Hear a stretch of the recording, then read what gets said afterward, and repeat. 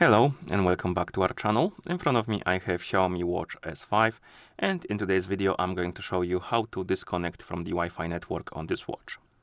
So let's get started.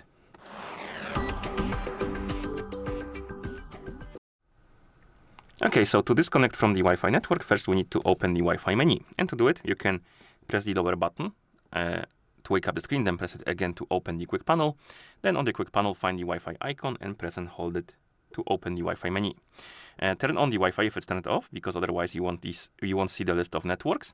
And once the Wi-Fi turns on, you will see the list of My Networks. And this is the list of networks that are saved on your watch, and basically your watch will connect to automatically.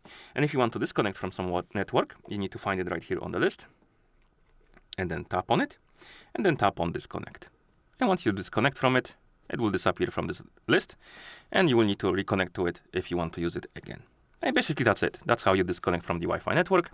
So if you found this video any helpful, please consider subscribing to our channel and leaving the like on the video. Thank you for watching and see you in the next one.